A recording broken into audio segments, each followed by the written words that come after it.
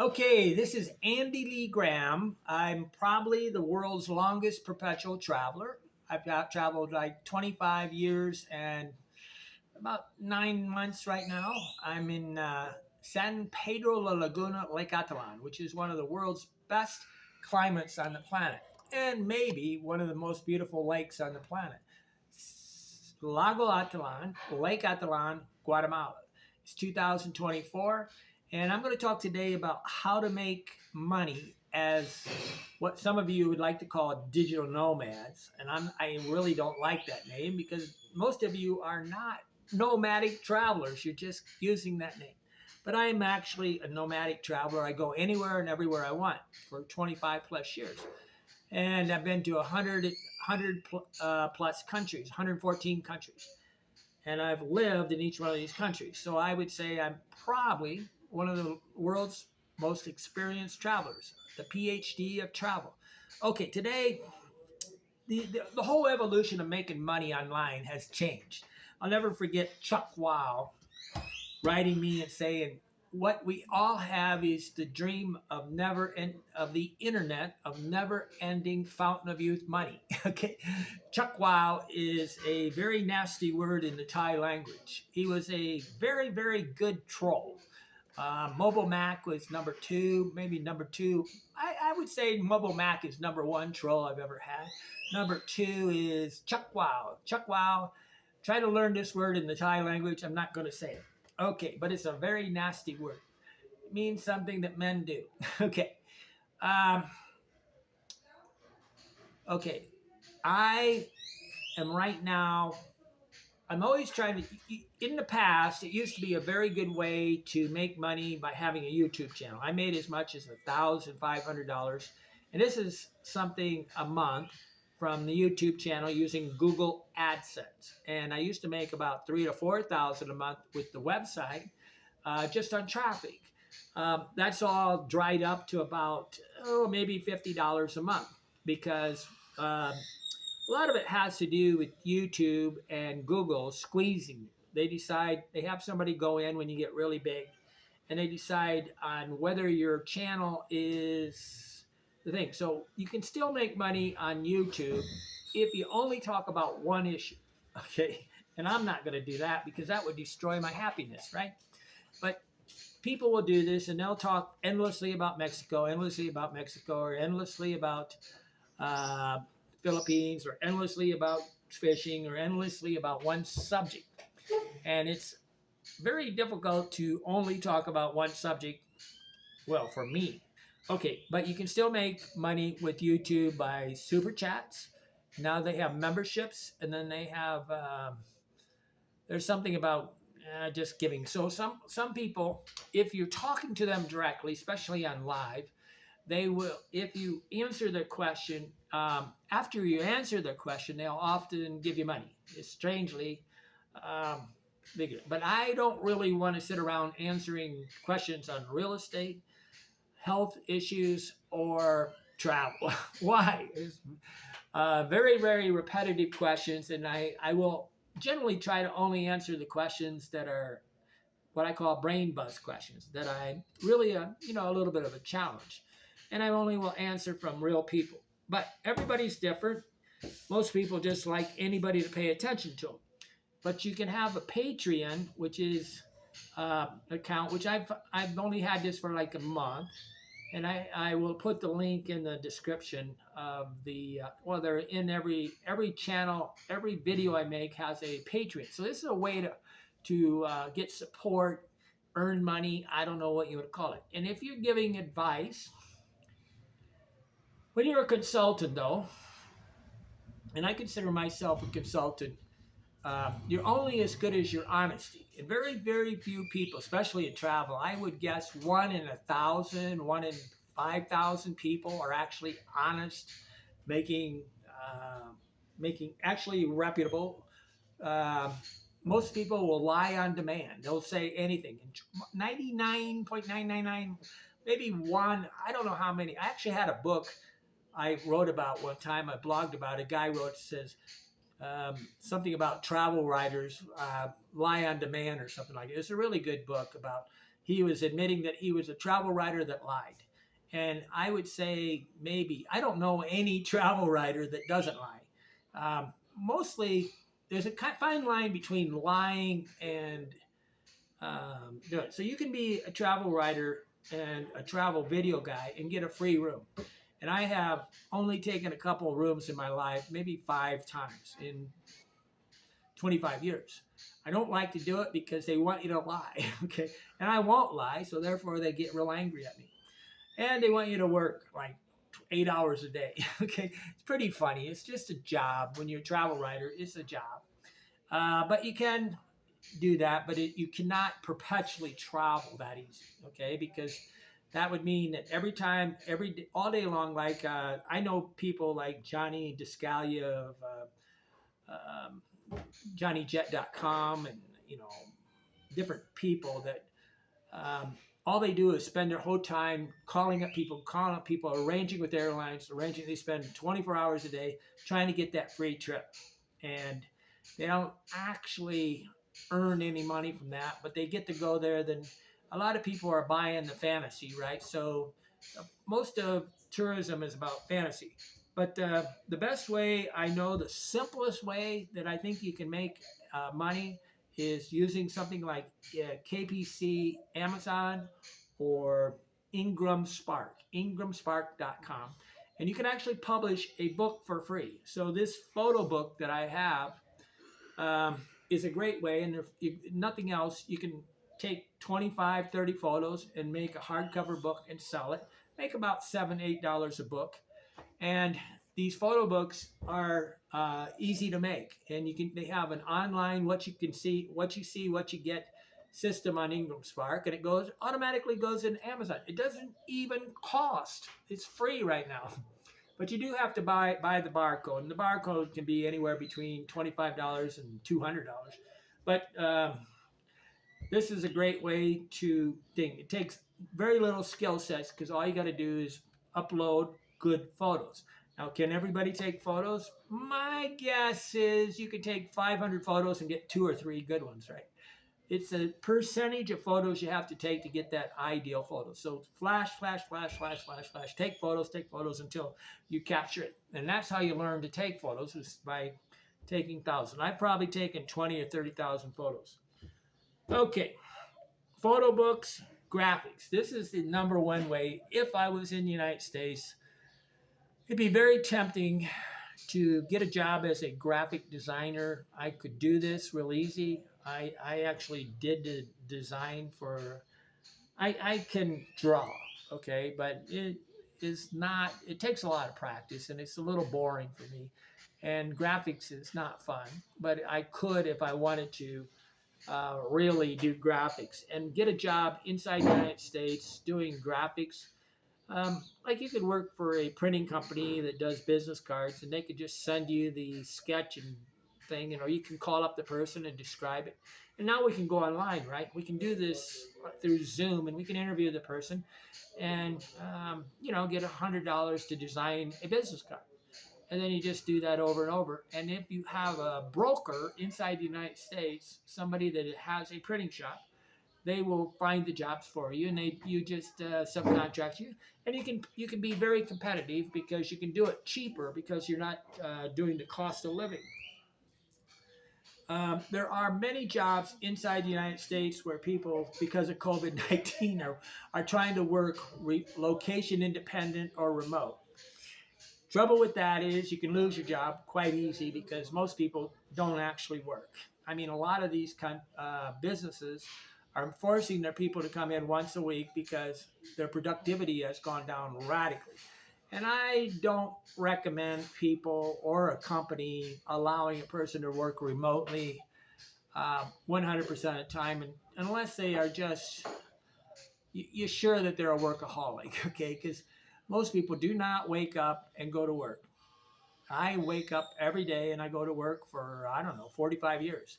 I've always been self-employed. But a self-employed person can go travel because they have the correct social skills, the mental skills, the work ethic, Protestant work ethic, or whatever you want to call this. one great way to earn money abroad is to teach English online. There's two or three people here right now. There's two or three people on this lake, one over in San Juan, one over in Sunana, that are teaching English. The one guy's got a really good contract, I think, with China, and he's been doing it for so long that he has a contract. Um, I would think the best way to start that would be to go to South Korea and or Japan and work at a school until you somehow form a relationship, then try to do it remotely. And it's a great way. And you're going to teach English as a language, and it does. There's a school called, I don't know what you call it, TOEFL or something, teaching English as a foreign language. They have one class in Prague, Czech Republic. I know that, but if you have, strangely, to teach English, all you got to do is be a native speaker.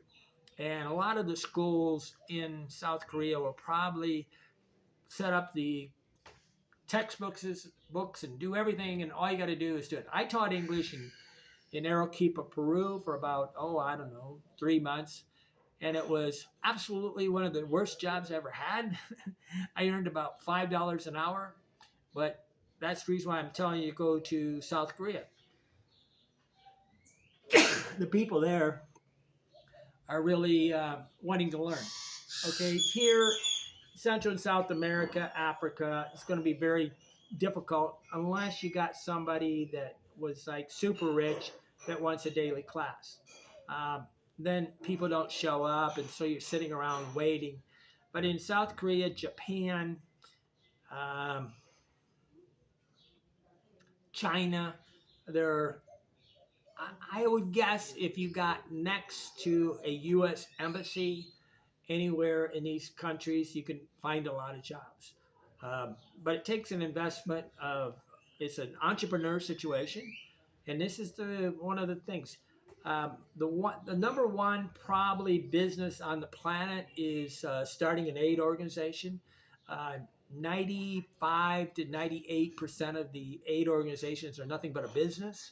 Okay, and they are a very complicated way. I mean, especially when they're giving away free stuff. Like, for some reason, people think that they ought to make beggars out of people. So they'll be saying, "Oh, we're giving food to Guatemalan people like they're starving." And I mean, there's more food here than anywhere on the planet. Okay, and my families used to do this. I get really upset because you should never give something to somebody. You take away their will to live and work. But the um, will aid organizations, there are good aid, it's a noble idea, but most aid organizations are making beggars out of people.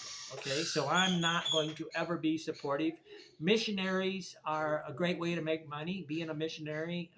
If you did it in the sub-Sahara and Muslim countries, I'd be very happy with you. Coming to Lake Atalan, where everybody's already a Christian, much more than the United States, not really sure that's a a genuine thing to do, right? I mean, you're kind of ingenuous, right?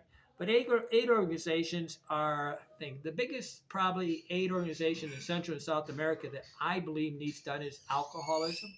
It's just rampant here, and but it's not a loving thing. People want to give money for orphanages and women issues, right? And they'll probably give it for LGBT whatever right now too. But that's really causing problems. That's not really doing the right thing. But I'll never forget, I was in Niamey, Niger, Africa. They supposedly had a famine, which wasn't a famine. And, everybody from Doctors Without Medicine Sans Frontier was getting on television on BBC and saying it's a famine. I got a lecture from the guy from the Medicine Sans Frontier from Switzerland. He says it's not a famine, it's malnutrition. Then he gets right on television and lies and says it's a famine, because the famine is a keyword that would get people to give money. Very difficult. You can also bring products back and forth between countries. If you had to go between countries, like say Guatemala, a lot of the hippies here will start buying some typical stuff, and they find a market at flea markets in the United States, and they develop these into businesses, and that's a back and forth import export business. Um, very very profitable if you can identify some products. I mean, you got to be able to recognize what would sell in the United States. I was begging a lady in La Paz, Bolivia, to make sweaters. They knit sweaters there. And I said, "You're making sweaters that I can never wear. Okay, I can only wear it as a souvenir. If you made some really nice, beautiful sweaters that we could sell in the United States, it'd be a lot more beneficial. A lot of times, even the Guatemalans here, like I made a vest and I was selling clothing, and I'm not going to make things that are only tied to Guatemala. I want things that are neutral that business people can make, and you can have these products made in here. Like I could make a backpacks here. I'm really close to having a complete backpack, and you can make, but it's kind of a two country thing. It's not really travel, right? Very difficult to go from country to country to country to country. That's the reason why a photo book, it's real tempting for me to start making a photo book on every country I go to, because I got a good eye and I can frame out things. But I don't know. I'm really bored with Guatemala, so I'm not going to do it about Guatemala. But I might when I go to Tanzania, or if I go to Cuba. I'm thinking about going to Cuba. My sisters are begging me to stay in the Central America area or someplace. Um, as we get older, it becomes more and more difficult. People's fear things go up. I really want to go to Tanzania, but I really need an extra, I don't know, $650 a month in Patreon or ongoing residual income. I highly recommend that you work for residual income more than you work for thing. I had 25 years of residual income with my website. 25 years I've lived only from the creation of content on my website. And we're going to put up, I'm writing my fifth book right now. So one great way to make money is writing books. And I don't think that you can lose money on writing books, because it's very difficult. The good thing about a book is there's a justice here. When you write a book, um, you get you get as much money as the book is worth, right? And if you have a channel, so the reason to have a YouTube channel and blog is to promote the books, okay? On the other side, most people that write a channel, I will not recommend anybody, any YouTube channel or travel writer, because I believe 99.99% of them are just unethical people. Okay, that's the reason why I'm thinking about starting a university for travelers. Um, and in a way, I'm not going. There would be PhD travelers, the people that have the proper experience to do it, that have never earned money from the sucking up into a advertiser. Anytime there's an advertiser or a tour behind it, you have problems. They lie. It's just like sad. Okay, PhD at travel, graphics, hotel booking. Oh yeah, I didn't say that. This is really for the really good, smart people, really clever. You can manage. It's very difficult to do, but you can manage Airbnb accounts, or you can manage Booking.com or Agoda or any of the booking services. But it's hard to get paid, because most of the hotel, once they get full, they forget that you filled them up. So the appreciation isn't always there. But a residual income, and you can set this up. If nothing else, you could go in and say, I will set up your booking. So if you're in a hotel that doesn't have a booking service, you can set it all up for them and get a few $100s, and then maybe a free room for a month or two while you did it. I was here, I'm actually talking with, at Solar Pools, where I'm at right now in Lake Catalan. Jose was saying I could go live in his apartment. Now, I don't really is very little offset, right? I'm living in a room that costs me $200 a month. That costs me. It's one of the best hotels on the lake. It's better location than here, and it's much more advantageous. But I'm only paying $7 a night, right? So I get to work for what, 15 minutes, 10 minutes a day. I I need to. It's financially not good. It's not a good situation. So, but I understand that somebody that doesn't have any way to make any money would probably like it. But the best way to make money as a traveler is to save money. A dollar saved is $2 earned. Really, as a traveler worldwide, if you're actually going to be a nomad, $1 saved is really like earning $8. Okay, because if you have to try to earn $8 abroad, is an act of God. You can work as a one thing they do in Europe a lot is you can go be like a work at it, live and work for free in a hostel or hotel as a person that speaks English. So some hostels need like German, French, English speakers, so that the people that come in, and you're not going to really get paid much, but you're going to think you're going to live for free. And then the cost of food is really only about $5 a day. You can easily live in almost any country on the planet, including the United States, Germany, Switzerland, any of the countries for $5 a day. It's absolutely easy to do. Okay. Um, but if you was 20 years old and you really wanted to travel the world, I would probably do a combination of doing graphics and teaching English. That's the easiest pathway to success. Making a YouTube channel as an influencer is really about 1 in 5,000. So no matter what you do, I'm the 1 in 10,000 YouTube channel that's actually in some ways monetizing and making money. Um, but you can start out slow and build up and become an expert at articulating a particular thing. But again, there's the donation aspect of this, which is donation, earning money is kind of a nebulous kind of way of looking at it. Earning money, getting donations is because somebody believes in you, okay? And if you ever lie, and 99% of people just cannot stop themselves from lying, okay? I don't know why. I'll never, I've, I've talked about this for years and years and years. And when I first started traveling, it wasn't even imaginable that another traveler would lie to somebody because it was too important. It was dangerous. You're telling somebody to go to a place and you're going to give them a recommendation where they could get in trouble. I mean, we were off the grid for the most part when I first started traveling. We had to go to internet cafes. You had to you walked into a phone booth and they had internet voice over IP and you'd call back. When I was in Iraq, I was calling the Fort Wayne WoWo station because I needed a press pass to get into Iraq, and I was calling once a week, and then I ended up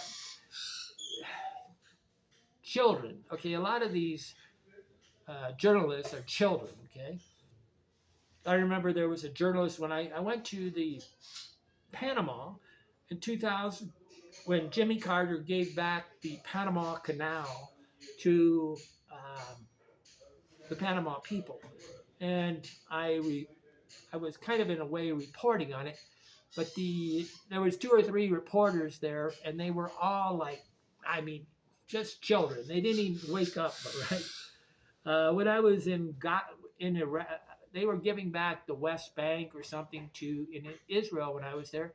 There was tons of photographers, okay, which is a way to make money. On the other side is again, only 1 in, I don't know, maybe 1 in 5,000 photographers are an expert. How do you recognize somebody to follow and learn from? If they have 2 cameras if they're carrying 2 or 3 cameras, because they want to switch back and forth between lenses. That's how you can recognize a pro. just because you got a $5,000 camera doesn't make you a pro, okay? Because you got a big backpack that makes you want to get robbed, that's not a pro. A pro is somebody that has 2 or 3 cameras and ready to do. And I remember this guy in, where was I at? I guess I was in, where was I at? Oh, I was in Iraq, and he had this camera lens that was like this big, and he had all this tape on it. It was really rough looking, and he pulled up, took a picture in less than 2 seconds. Wham! I mean, he spotted the picture, he saw the picture, he took it. But it takes a lot of practice to take. You want a camera that has a lens on it that you can get, like a surfer at 100 feet away or 200 feet away, and the camera can capture the moment. But then you got to learn all the tricks of the camera. The camera is the easy part, but very few people do not. Be very careful when you get any of the camera gear that it looks like camera gear. That's very dangerous. Okay, I always appreciate you guys walking around with your big Canon camera hanging on the side of your thing, just asking to get robbed. Okay, not the way. Or you have that really big. I'll never forget. I was in Taiwan or something, and they had this National Geographic backpack for cameras, and every single pocket was Velcro. Really easy to rob, right? I mean, I could understand Velcro in a combination with buttons or zippers, but just Velcro only just means I'm going to get robbed. Okay, and some of the most expensive equipment on the planet. But I could talk for days about making money as a traveler, um, and few of you are going to be. It's self-employment, and self-employment's not for everybody. It's easy in a way to have a shop where you're forced to show up. But when you have to wake up, and one of the major problems about making money abroad is you got to wake up and go to work every day. I'm going to repeat that. So if you're going to be self-employed, you're going to wake up every day and go to work. And if you don't have that kind of work ethic, stay home. Okay, I work a lot as a consultant. I get paid, probably once a month, probably $100 or $200. And I'm pretty sure that's going to increase because now that I don't have a business and I'm actually able to give more of my attention to that kind of business, that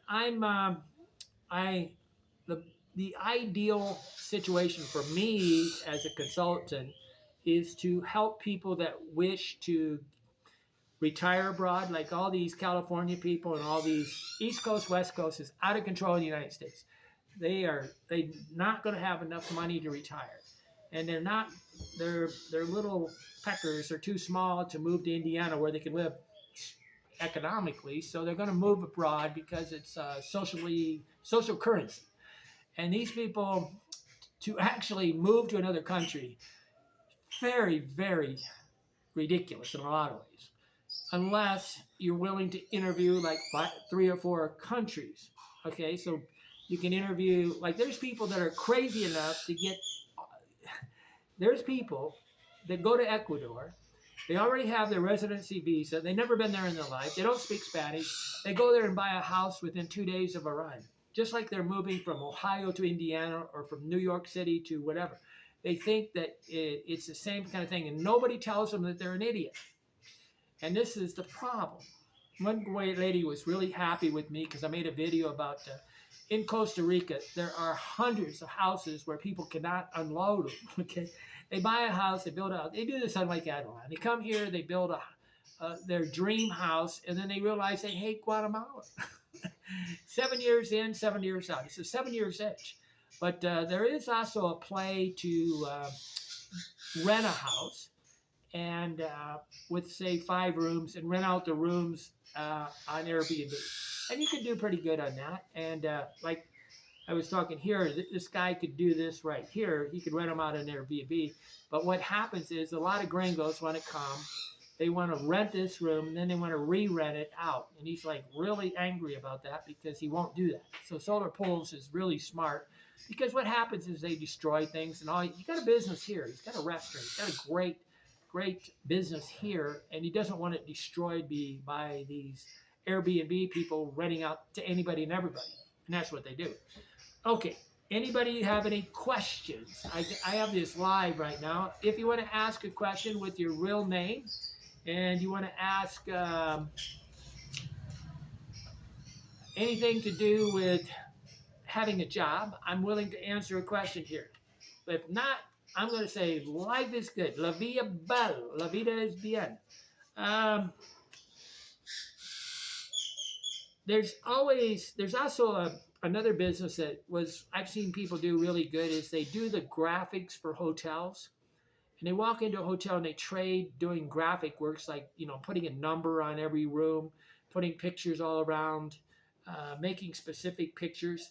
A lot of hotels really need a complete photo book that they can use for business cards, and a lot of people are, you can do this. The reason why anybody about can do it is because you can take 300 photos to get one good one, right?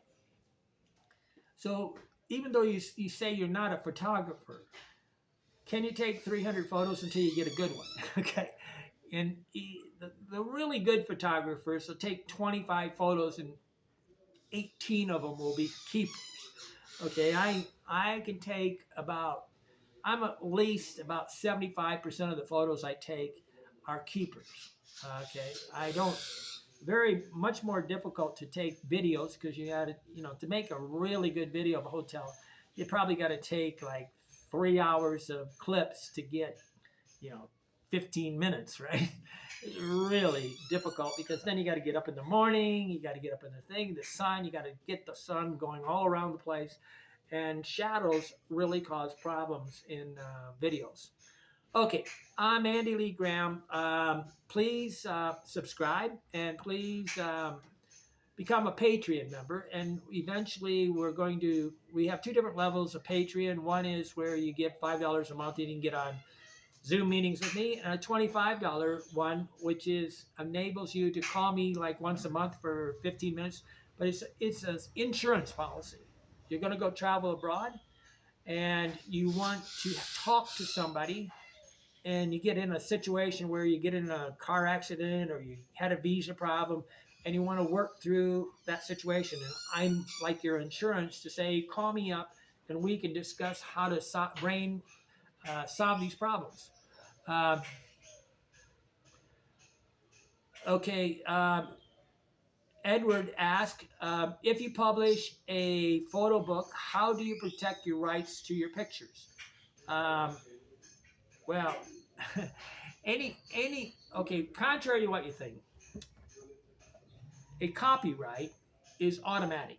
Okay, you don't have to really apply for a copyright. Anything, the minute you put it in a book and it's your photo, it becomes copyrighted. Okay, obviously Wikipedia is stealing photos like mad. They whitewash it, they make them smaller, they change them around, they colorize them, and they screw with your photos. I'm not going to say that there's a way to protect your photos, um, but in a book, it's automatically making money because the book is being sold. Um, will people steal photos? Yeah, I know two major websites that stole Getty photos, and I was on this. It was amazing. I was on this. Used to be on this uh, group call, where there's like 15 of the major travel websites on the thing. And these people were talking about stealing photos. I'm like, oh, guys, Getty Photos tracked them down because they got this program that goes out and finds the photos. And they stole the photos, put them on their website, and they had both two people had to pay $5,000. Okay. And I'm going, guys, if you're really a travel website, and these were like 15 of the largest independently owned travel websites in the United States. And that was embarrassing because I said, if you're really a traveler, take 25, 30, 40 photos and take photos. If you can't get photos and you're a travel website, you're not really a travel website. See the problem here? That's the reason why I'm saying Andy Lee Graham, travel PhD, because I'm at the top of my game. Most people will say anything and everything to get money. Um, but one great way, Eduardo, is to, okay, there's companies where you can take photos and then you can take photos for Getty Photos and you can post them to their website and they will sell the photos. Okay, and there's different, like Dreamtime, I think there's, just look for stock photos, search for stock photos in the internet, and you're going to see that there's places where you can put your photos and sell them. And then they want theme photos. So like Shutterstock, that is also a way to make money if you like to take photos, and it's a little more encumbersome because you really do have to take extremely high quality photos, and you gotta. It's a lot of time in the understanding of the system, and I probably should do it. Okay, I have a Canon camera at home. Oh, it's like a $750 camera, and I need a lens for it.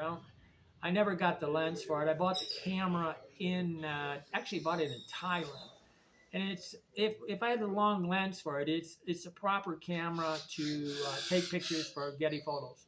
But on the other side, um, Getty Photos is going to protect your copyright. So these brokers of pictures will protect your copyright. On the book, that's a different thing. It's easier to do the book, and you can do it with a smartphone, or you can do it with anything. Most of the smartphone pictures are good for the book. A lot of these pictures in this book are maybe 20 years old. I took them with a Mavic camera with a 3.5 floppy disk. I'll show you this picture. This is a picture I took in the Seine River in Paris, and that was took with on a floppy disk. It was probably about. It was one of the absolutely a gorgeous picture. Not so good on the book, but in real life, it was absolutely its reflection of in Paris. And I woke up one morning as I left this girl's apartment because she wanted to have a baby with me, and I refused. I'll never forget that. I met her in Turkey, and then she says, "Let's make babies." So I thought she was joking. And when I got to Paris, France to live at her house, she actually wanted to make babies. And I go, "Hey, I'm not that kind of guy." She thought I was a traveler that just didn't care about people, right? And I care about making babies, okay? But I left her apartment like 8 o'clock. Escape, walking along the Seine River. I see the picture. I take the picture. Boom. Life is good. Okay. Okay. I'm here and you're not. Why not? Anybody that wants to buy consulting and really just wants to have it, it's normally going to be. There's a link in all the video descriptions now where it shows all different types of descriptions. My ideal dream job that I would really like to do is live in 5-star hotels as a secret shopper and make videos trying to give them how I can compare 1,000 hotels to their hotel. And I have yet to sign up a deal, but I know I'm going to eventually become the guy that goes to different hotels and lives for free. And I really enjoy business, right? I love the entrepreneur thing, and I love to talk over how to optimize your life and optimize your business. And so living inside a hotel, 5-star hotel, that really wants to be the best. There's very few of them, in my opinion, really wants. Okay, what they don't understand is we got 253 cultures, and you're really trying to make at the 5-star level, you're trying to service 253 cultures, and they very seldom do more than 2. Okay, I'm Andy Lee Graham. Hit the subscribe button, and I'm also willing to do tours, which is a whole other thing. Go to that link and look through it.